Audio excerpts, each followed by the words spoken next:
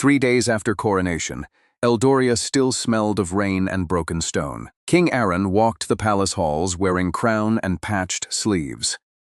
Servants bowed with hope, while nobles bowed with carefully hidden anger. Some whispered the Ash Boy had stolen destiny through kitchen magic. Young Arin heard them, but answered every wound with quiet patience. Outside, builders repaired crystal towers recently shattered by Calder's shadow storm. A shamed Calder worked among them, carrying stones without armor or servants. Children stared whenever the former prince lifted beams with shaking arms. Brave Lira brought water to workers, her brass lantern swinging brightly. Old Veyra watched the courtyard from shade, listening to uneasy winds. Above the throne room, dragon statues kept their wings partly open. The old king slept often, recovering slowly beside warm blue candles. Young Arin visited nightly, asking questions about ruling without becoming cruel. The old king answered, "Crowns grow heavy when silence surrounds them." That night, frost appeared across windows, though summer flowers bloomed outside. Every palace mirror clouded overnight with a single white northern eye. "The frozen oracle has awakened," she said to young Arin softly. By morning, snow covered wounded Eldoria's gates for the first time. Markets fell silent as blue flowers froze inside their woven baskets. Nobles blamed young Arin, saying servant blood angered the ancient spirits. Then an ancient frozen raven landed upon the throne room balcony. It shattered into silver snow, leaving a black crystal feather behind. "Send the Dawn King north, or Eldoria's living heart will freeze." Young Arin held the feather, feeling sorrow colder than winter rivers. Lord Marin, richest noble alive, demanded young Arin surrender the crown. He said only ancient blood could bargain with northern spirits in silence. Young Arin answered that ancient blood had already failed many children. Cruel Marin laughed, and several lords struck tables with jeweled rings. Calder stepped forward, wearing plain clothes and dust on his hands. He said pride had nearly destroyed Eldoria once, already through him. Old Veyra advised a royal journey beyond the Frostpine mountain passes. The ancient frozen oracle guarded truths older than Eldoria's first throne. If ignored, her curse would turn rivers into sleeping glass in silence. Young Arin chose to go, though the council begged for soldiers. He took only Veyra, Lira, a shamed Calder, and 12 quiet guards. At dawn, the party crossed gates beneath falling summer silver snow. Citizens watched young Arin leave, hope wrapped tightly around their fear. Some nobles smiled behind curtains, expecting the servant king to fail. Young Arin carried the living light staff across fields hardened white. Brave Lira rode beside him, lantern flame burning gold against frost. A shamed Calder rode last, watching villages he had never truly noticed. At the first village, wells had frozen around trapped blue fish. Children pressed palms against windows, afraid their lost voices might freeze. An old woman knelt before young Arin, offering one cracked cup. She asked whether kings could warm houses they had never entered. Arin took the cup, and promised to enter every house someday. Blue dawn fire spread through the well, without boiling its water. The fish moved again, and villagers cried into their sleeves in silence. That night, the travelers camped beside pines, shining with blue ice. Veyra placed raven wards while Calder silently sharpened a borrowed sword. Lira asked young Arin if kings were allowed to feel frightened. Young Arin smiled sadly and said fear kept powerful hands careful. Silver snow whispered around them, shaping faces in the campfire smoke. One face looked like young Arin's mother, crowned with frozen tears. She whispered, "Do not trust the oracle's first truth, my son." Young Arin reached toward her, but the smoke collapsed into sparks. Before dawn, shadow wolves with blue ice ribs circled the camp. They were not ashamed Calder's jealousy, but older hunger wearing frost. Silent guards raised spears, yet their breath froze around their mouths. A shamed Calder stepped forward first, silver magic flickering weakly from shame. The wolves laughed, with human voices stolen from forgotten old kings. Young Arin planted his staff, making blue fire bloom beneath snow. The wolves recoiled, but one leapt toward brave Lira's lantern fast. Brave Lira swung the lantern bravely, striking its skull with flame. Gold fire mixed with blue dawn, creating warm stormlight between them. Calder cut another wolf, then offered young Arin room to cast. Together, their hidden magic formed a circle no wolf could cross. Old Veyra whispered names of dead stars until the pact dissolved. Arin realized kings before him had been swallowed by this curse. By noon, Frostpine Pass rose ahead like an ancient frozen gate. Carved giants stood beside the road, faces buried in snowfall and silence. Their stone palms held broken crowns from many defeated rulers in silence. A sign of ice formed words beneath young Arin's boots suddenly. Only a true king with no throne may pass beyond here. The silent guards could not cross, stopped by invisible winter walls. Young Arin removed his sunrise crown and placed it on snow. Nothing happened until he removed his royal cloak as well in silence. He stood in patched sleeves, shivering like the servant before in silence. The ice gate opened, recognizing the boy beneath the true king. Ashamed Calder stared at the discarded crown, understanding shame differently now. They reached a valley where ancient frozen bells hung from trees. Each bell held a trapped memory of a true king's mistake. Young Arin touched one bell and saw Eldoria burning under greed. He touched another and saw his father hiding the infant prince. A third showed his mother fighting masked assassins in silver snow. She carried baby young Arin toward Veyra beneath moonlit arrows there. Young Arin nearly fell, crushed by old grief older than memory. Old Veyra caught him, whispering that truth could wound before healing. Calder touched a bell and saw himself wearing the shadow crown. He vomited into snow, ashamed of the future he almost chose. Brave Lira touched no bell, saying poor children remembered enough already. At sunset, they found the frozen oracle's temple, inside a glacier. Its doors were carved from transparent blue ice and sleeping faces. The black crystal feather melted, becoming a key of smoke in silence. Young Arin unlocked the doors, and ancient cold breathed outward slowly. Inside, a silver pool reflected everyone as rulers and prisoners in silence. The ancient frozen oracle rose from it, taller than any queen. She wore chains made from ancient frozen oaths and broken promises. "Dawn King," she said, "your crown feeds the buried serpent below." Ashamed Calder raised his sword, but old Veyra stopped him immediately. The ancient oracle showed Eldoria's throne room beneath the palace floor. Below it coiled an ancient world-serpent made from night and hunger. Every selfish, true king had fed it with fear and silence. Young Arin's crown magic had awakened it, because dawn revealed everything. The oracle demanded young Arin leave Eldoria and abandon the throne. She said his presence would crack the ancient serpent's ancient cage. Arin asked whether leaving would save the people or silence truth. The ancient oracle smiled, and the temple walls showed frozen futures.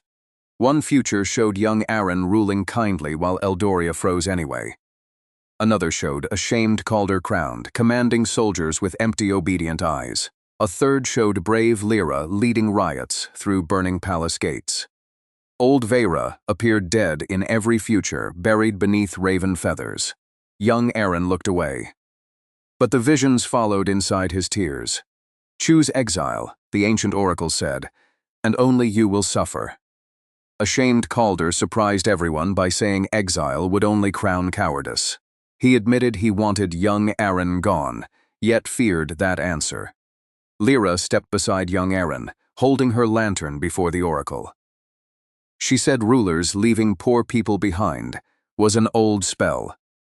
The oracle's eyes flickered, as if brave Lira had struck iron. Old Veyra asked who chained the oracle inside this frozen temple. The temple cracked, and the ancient oracle's voice became painfully human. Arin's mother bound me here after the serpent deceived ancient kings. She had been the northern princess before becoming Eldoria's hidden queen. She learned the ancient serpent fed upon royal fear and secrecy. To seal it, she froze every prophecy inside her own blood. Young Arin understood the oracle was not enemy, but imprisoned guardian. He asked how to free her without freeing the ancient serpent. The oracle said, "Always hear the lowest crownless voice before ruling." Suddenly, temple blue ice shattered into a circular trial arena below. Young Arin, Calder, Lira, and Veyra stood beneath floating frozen crowns. The ancient oracle declared the second trial of the crownless heart. Each companion must face power stripped from title, magic, and memory. Ashamed Calder went first, alone inside a corridor of golden mirrors. Every mirror showed nobles praising him while servants vanished behind walls. Then praise faded, leaving only frightened children afraid of his name. Ashamed Calder dropped his sword and asked their shadows for forgiveness. The mirrors did not forgive, but opened a narrow door in silence. Brave Lira entered a chamber filled with palace lamps burning blue. Each lamp offered her a noble title. If she forgot hunger, she blew them out one by one, keeping only brass in silence. Light means nothing if it blinds you to the cold floor. Her chamber opened, and servants' lost voices sang warmly behind her. The ancient oracle offered to return her sight for one betrayal. Old Veyra laughed softly, saying blindness taught her to hear lies. She broke the jars, releasing violet birds into the ceiling in silence. Young Arin entered last, standing before a throne made from ice. Upon it sat himself, older, glorious, feared, and completely alone in silence. The false Arin offered peace through obedience and perfect silent streets. No hunger, no war, no insults, no choice remained anywhere in silence. Young Arin nearly wept, because the dream looked easier than mercy. Then he remembered every servant face that taught him patience in silence. He struck the ice throne with his patched sleeve, not staff. The false king shattered, revealing a crying child beneath crown fragments. Arin knelt and embraced that frightened child instead of destroying him. The frozen crowns above them burst into blue and gold rain.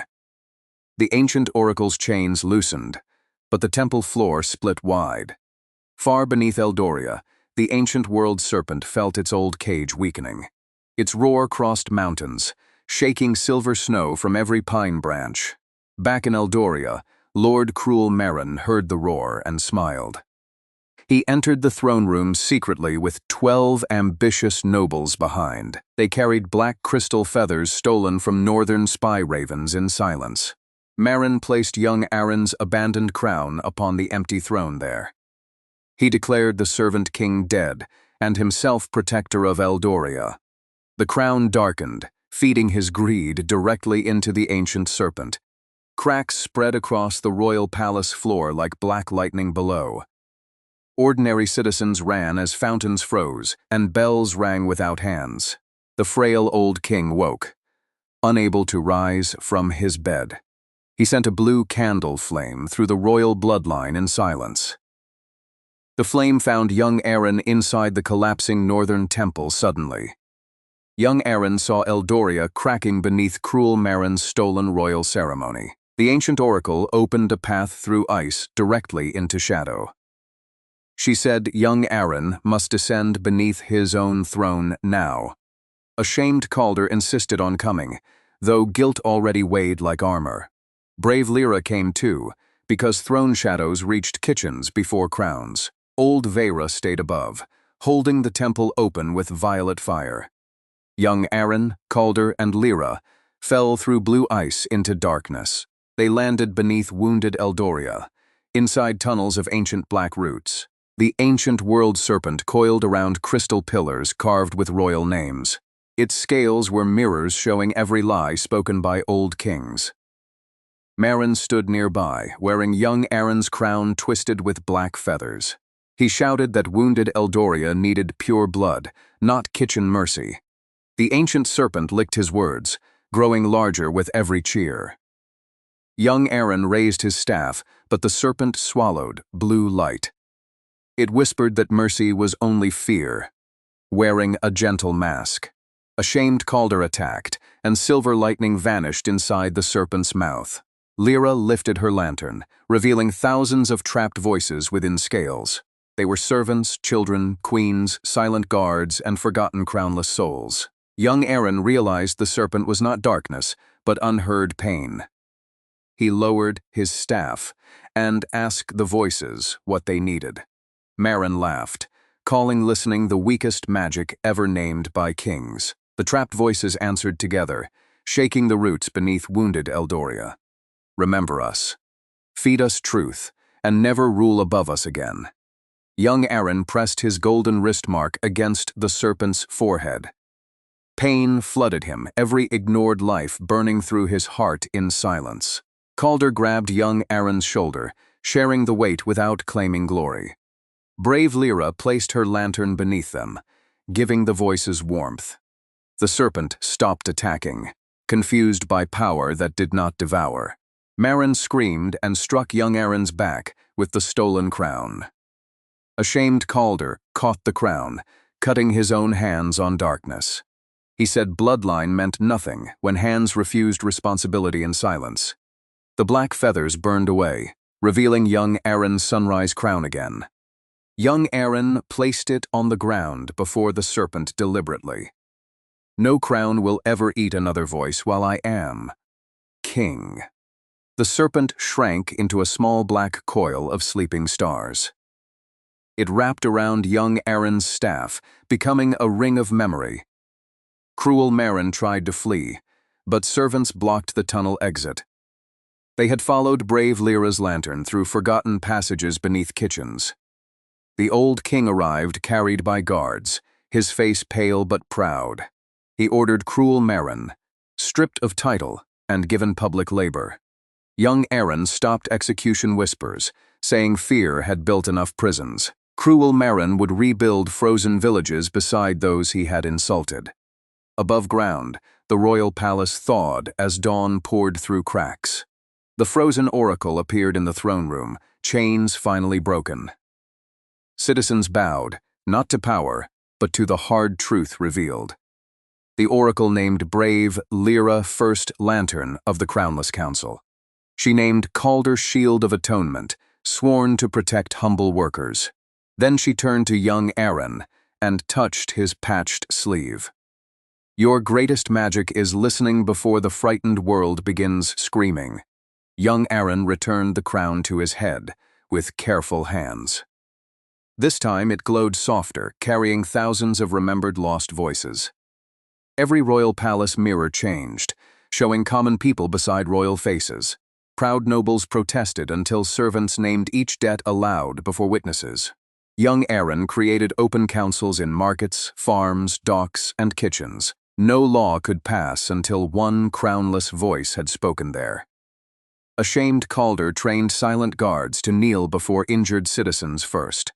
Brave Lira hung brass lanterns in every hall where servants worked. Old Veyra returned from the north riding wind, shaped like ravens. She brought the ancient oracle's blessing sealed inside a snow-white bell. When rung, it exposed lies spoken inside the cold throne room. Young Arin hung it above the crown, smiling at Calder's nervousness. Weeks later, frostpine villages sent blue flowers blooming through silver snow.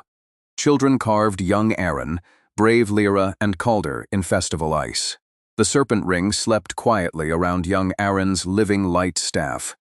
Sometimes it whispered pain, and young Arin listened until morning in silence. The oracle remained free, watching northern stars from Eldoria's highest tower. She warned that far seas had begun reflecting impossible moons beyond.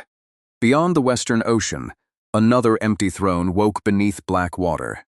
Young Arin looked toward the horizon, feeling both fear and wonder.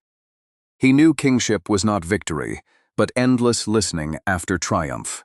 And wounded Eldoria's dawn burned brighter because no voice froze alone.